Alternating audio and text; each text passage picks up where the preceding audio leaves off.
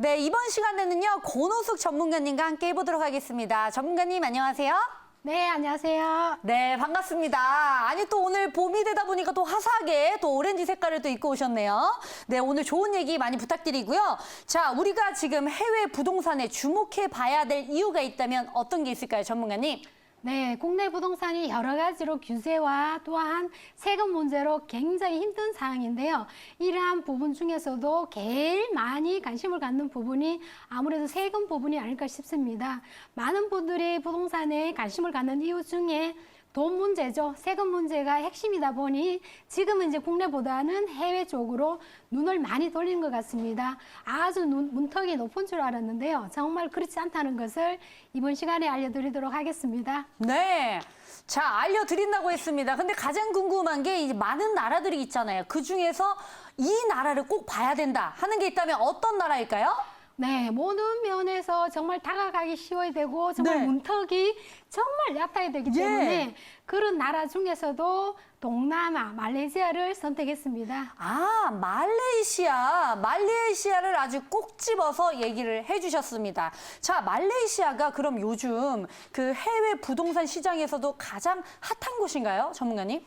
네, 맞습니다. 지금 많은 분들이 정말 동남아시아 그러면 말레이시아 손꼽고 있는데요. 그러한 이유가 여러 가지 있겠지만은 그 중에서도 세금 문제, 제가 처음에 말씀드린 것처럼 세금 문제의 둘째는 경제 성장이 굉장히 가파르게 올라가고 있는 상황입니다.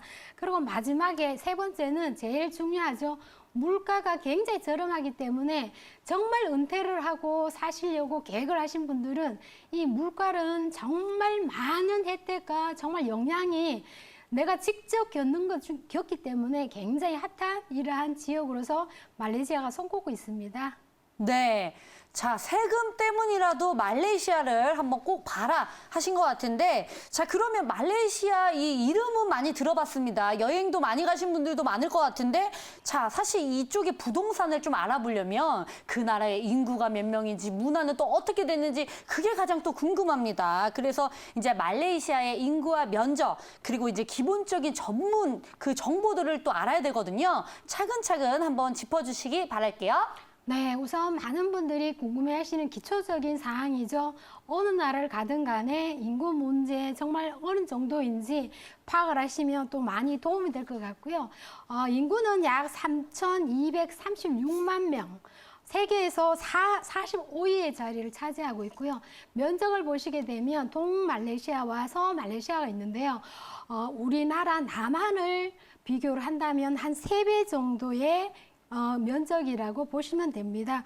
그리고 경제 성장률을 보시게 되면 2010년도에서 2019년도 한 10년 정도 이렇게 파악을 해보시면 경제 성장률이 꾸준하게 한 5% 성장한 나라이기 때문에 지금 제일 중요한 것은 이 나라에 안 다녀오신 분들은 소위 말하면 굉장히 후진 국가를 알고 계시는데요. 정말 다녀오신 분과 안 다녀오신 분 차이라고 보시면 되겠습니다. 네. 자, 이야기를 또 들어보고 그림도 한번 살펴보니까 자, 말레이시아 총 면적이 우리나라의 약 3배 정도가 이제 더 달할 만큼 큰 나라였던 걸 파악할 수 있었습니다. 자, 그러면 말레이시아의 날씨, 우리나라와 조금 많이 다를 것 같은데 입지적인 강점은 또 어떤 게 있을지 한번 소개 좀 부탁드릴게요. 네, 많은 분들 다 알고 계시죠. 늘 여름이라는 거. 근데 그 온도를 보시면 늘 아침, 저녁으로는 23도, 한더위는 한 32도 정도 되기 때문에 아침 전조는 아침이랑 저녁에 보시면 저희 우리나라 비교하면 봄, 가을 날씨 그리고 늘 사계절이 동일하기 때문에 사실 나이 드신 분들이 기관지라든지 천식이 있거나 또한 어린아이 같은 경우는 아토피가 있을 때에는 정말 자연 치료가 될 정도로 아주 좋은 환경을 갖고 있고요. 그 다음에 보시면 지리적인 장점이 이 나라의 하나의 특징인데요. 적도 부위에 위치를 하고 있기 때문에 굉장히 여행하기도 좋고 또한 물류의 유통지로서 요충지 역할을 하는 곳이 바로 이렇게 말레이시아입니다. 특히 다문화가 거주를 하고 있기 때문에 다양한 언어라든지 다양한 문화라든지 다양한 음식을 접할 수 있는 이러한 이점이 있다는 것은 많은 분들이 익히 알고 계실 겁니다. 네. 저는 말레이시아라고 해서 약간 더울 줄 알았는데 봄과 가을 정도의 날씨라고 하니까 여행하기도 너무 좋고 살기도 너무 좋을 것 같습니다. 자, 우리나라에서 비행기로 한 6시간 정도 걸린다는 이 거리에 있는 말레이시아. 자, 이 전문가님 얘기를 들어보니까 이게 가장 눈에 띄었던 것 같아요. 다문화 가정이 좀 많다 보니까 인종차별이 없다. 이런 얘기를 들으니까 어느 누구나 가서 살아도 별탈 없이 잘 지내는 것 같은데 가장 궁금한 게 사실은 이겁니다, 전문가님. 자, 여행을 갔다가 와, 나 이 나라 너무 좋다, 나 너무 살고 싶어 이런 생각들 많이 하실 텐데 자, 거기에서 물가가 과연 저렴하나 아니면 의료 수준이 어떻게 잘 되어 있나 이게 가장 궁금하거든요. 이건 어떻게 잘 되어 있는 건가요? 네, 맞습니다. 네. 어느 나라를 가든지 간에 의료라든지 교육이라든지 물가는 굉장히 중요한 부분인데요. 특히 의료 같은 경우에는 이 아시아의 최상위에 위치를 할 만큼 의료 기술이 아주 뛰어나고요. 특히 교육 같은 걸 보시게 되면 교육 중에서도 국제학교 교육은 정말 다른 나라에 비해서 학비도 저렴할 뿐만 아니라 명문 학교가 굉장히 밀집되어 있기 때문에 교육에 대한 관심이 특히 우리나라 젊은 부모님들이 관심을 갖는 이유 중에 제일 1위가 아마 교육이라고 보시면 될 것 같고요. 그 다음에 보시게 되면 물가인데요. 물가는 많은 분들이 알고 계실 겁니다.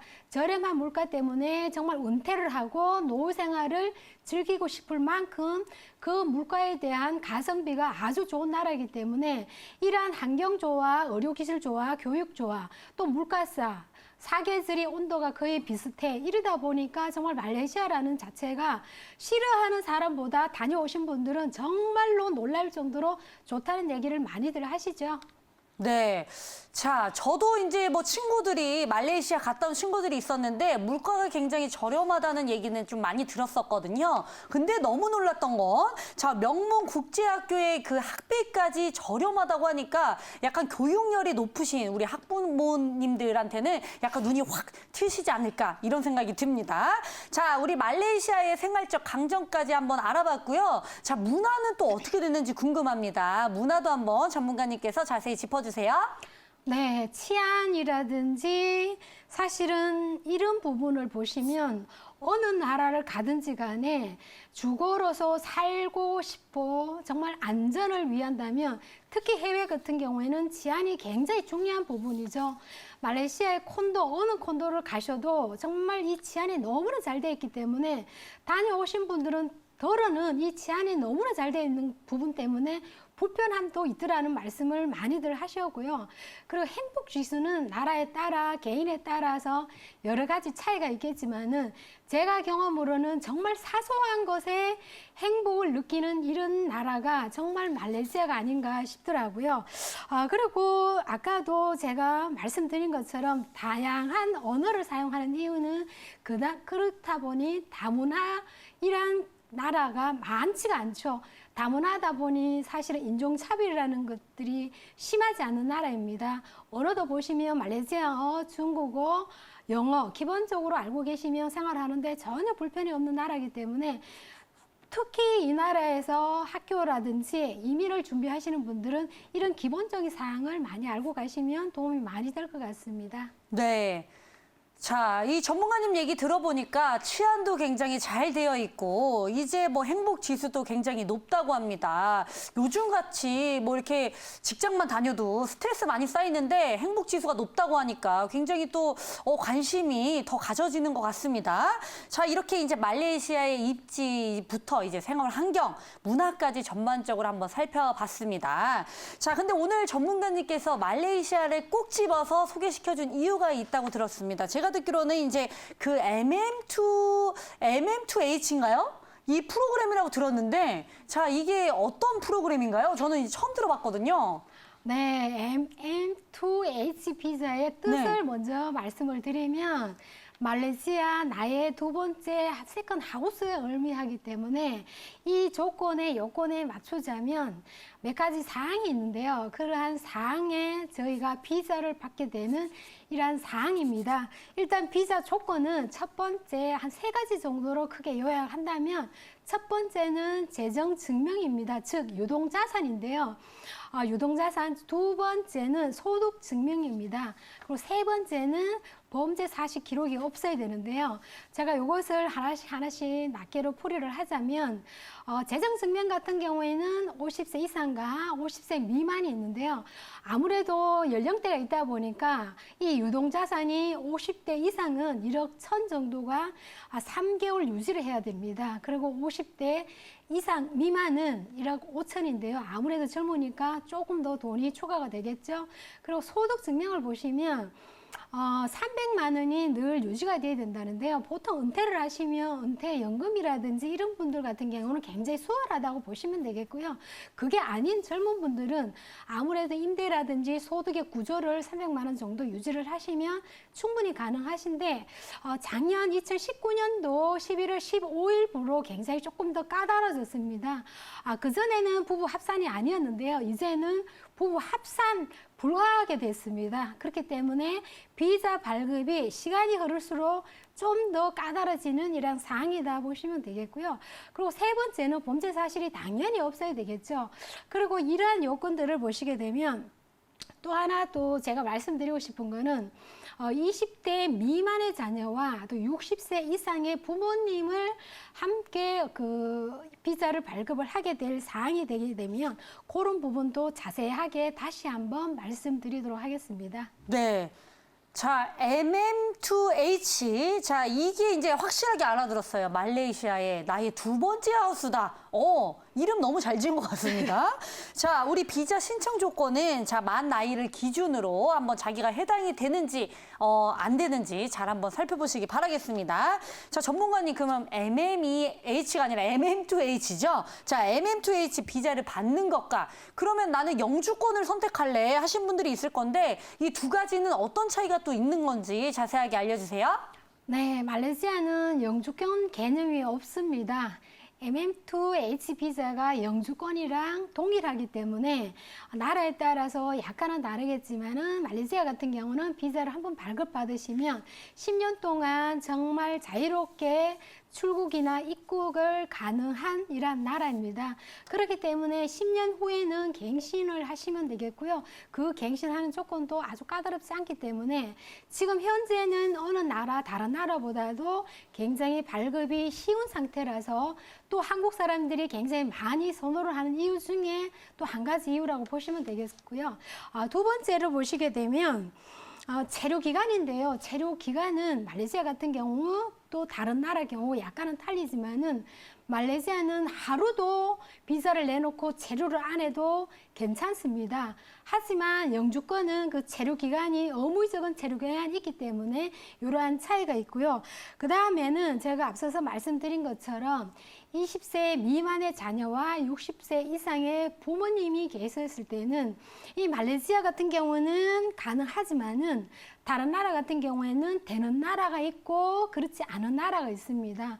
점점 비자가 정말 어렵고 힘들게 나올 수밖에 없는 상황이 정말 우리나라를 떠나고 싶은 게 아니라 각 나라마다 이렇게 까다로운 조건이 부여가 되기 때문에 현재의 비자 상태를 보면 어느 나라 못지않게 굉장히 편리하다 보시면 되겠고요. 선거권은 말레이시아나 다른 나라 영주권도 당연히 없습니다. 참고를 하시면 도움이 될 것 같고요. 여러 가지가 또 있겠지만은 일단은 비자는 그전과 이 앞으로를 보시게 되면 점점 강화가 되어 있다는 사실을 다시 한번 거듭 말씀드리고 싶습니다. 네, 자세하게 또 얘기를 해주셨습니다. MM2H, 자, 그 비자나 영주권 모두 제가 다시 한번 짚어드릴게요. 자, 자유로운 입출국과 그다음에 법인 설립이 가능하다. 얘기를 해주셨고요. 저는 이게 가장 또 놀랐습니다. 내국인과 또 동등한 혜택을 또 누릴 수가 있다. 가장 이 별표 쳐야 되지 않을까 이런 생각이 듭니다. 자, 의료 체류 이제 뭐 기간이나 뭐 자녀와 부모 이 동반을 했을 때 차이를 조금 보인다는 점만 여러분들이 확실하게 기억하시면 좋을 것 같습니다. 자, 이제 마지막으로 우리 말레이시아. 이 부동산을 또 구입을 할 때 있잖아요. 반드시 이제 뭐 체크해야 될 게 있다면 이런 얘기가 있더라고요. 프리홀드와 리스홀드. 이것도 사실 저는 또 처음 들어봤습니다. 자, 프리홀드와 리스홀드 어떤 차이가 있는지 설명 좀 부탁드릴게요. 네, 많은 분들이 잘 모르고 또 생소한 단어입니다. 특히 나라마다 다 다르겠지만은 우리나라 같은 경우는 쉽게 말씀드려서 건물과 토지의 등기가 개인의 사유로 등기가 가능하지만은 그렇지 않은 나라가 있기 때문에 제가 요거를 한번 조금 짚어드리는데요. 말 그대로 리스홀드는 국가가 소유를 하고 있는 것이 토지를 소유를 할 수가 없습니다. 국가 소유가 토지를 하고 있기 때문에 임대라는 의미를 두면 되시고요. 프리홀드 같은 경우에는 건물과 토지를 한국처럼 동일하게 소유가 가능하다는 뜻인데요. 보통 나라가 이제 리스홀드가 많죠. 하지만은 말레이시아 같은 경우에는 이 프리홀드가 전체 지역을 프리홀드라고 이렇게 속하지는 않고요. 이 지역마다 약간은 차이가 있습니다. 리스홀드 지역도 있고 프리홀드 지역도 있는데요. 제가 아무래도 한국 사람 성향에 맞는 이러한 지역을 부동산을 하다 보니까 토지하고 건물이 개인 소유가 돼야지만이 많은 분들이 정말 안심을 하시고 내 소유의 부동산을 취득한 느낌을 받기 때문에 이 프리홀드가 지역마다 다른 곳이 있어서 그 지역 자체의 부동산을 잘 파악하시고 정말로 가격 차이도 많이 나겠죠, 당연히. 프리홀드는 말 그대로 토지 건물을 소유로 같이 하기 때문에 금액적으로는 조금 더 높다고 보시면 되고요. 리스홀드 같은 경우는 정부 자체에서 토지만 소유를 할 수 있게끔 돼 있고 건물만 개인 소유가 됩니다. 그러다 보니까 가격하고 차이가 있어서 많은 분들이 제가 경험 삼아 하시는 말씀이 말레이시아인데 왜 이렇게 비싸? 이 가격이 정말 말레이시아 가격 맞아? 이런 분들이 많이 계셨는데요. 그 차이는 프리홀드와 리스홀드가 주는 차이라고 보시면 되고요. 그 지역마다 또 특색이 있어서 리스와 프리를 불명하게 알고 가시면 아무래도 더 많은 도움이 될 것 같습니다. 네. 이렇게 설명을 들으니까 확실하게 이해했습니다. 프리홀드는 그 이제 건물과 토지까지 같이 하는 거고, 이제 리스홀드는 친구들이 이러잖아요. 너 비싼 차 샀는데 왜 이렇게 비싼 차 어떻게 돈이 났어? 난 리스했어. 이런 느낌으로. 네, 맞습니다. 네, 토지만 말레이시아 토지고, 자, 건물 것만 이제 자기 소유권이다. 이렇게 잘 기억하시면 좋을 것 같습니다. 자, 새로운 투자의 방향이 열렸다는 겁니다. 여러분들 국내 아닌 또 해외로도 눈을 한번 돌려보시면 좋을 것 같습니다. 자, 말레이시아 부동산 시장에 대해서 저 너무 궁금합니다. 이런 거 프리홀드 다시 한번 설명해 주실 수 있어요? 하신 분들, 자, 02-2000-4889로 꼭 한번 전화 주시기 바라겠습니다. 우리 시청자 여러분 많은 참여 부탁드릴게요.